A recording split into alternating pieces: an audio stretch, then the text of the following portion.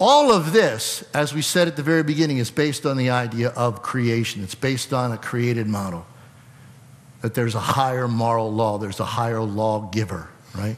That's what the American view is based on. This is based on the idea that your great-great-granddaddy was some slimy hunk of primordial ooze in a pond somewhere. And then there was a lightning strike, and then your granddaddy was some eely, slimy thing that slithered up on a bank and eventually grew some legs. And then your daddy was a monkey. And then what are you? I know you're going to say son of a monkey, right? And the interesting thing, this is what's taught, by the way. See, that's the American view, but this is what's taught in all the quote-unquote American schools, right? This is the view that underpins this worldview.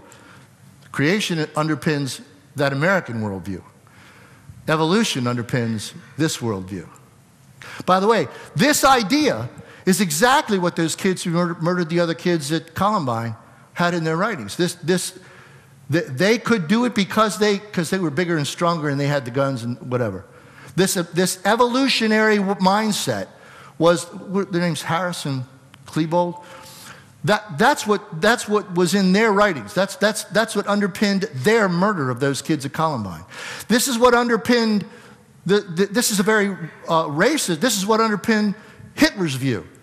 This is what caused the Holocaust. This idea that some races are evolved beyond others, right? It's a very racist understanding of the world. It's not biblical or Christian at all. Okay, so now we talked about the American view.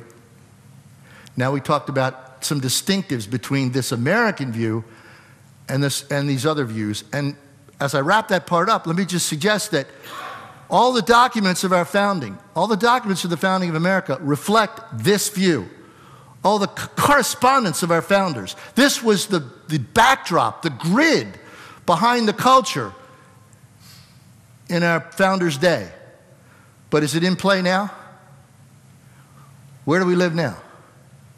Don't we live over here in this pagan view? This is, as I mentioned about the schools, this is what comes from the media. This is what comes from the tragedy of public education.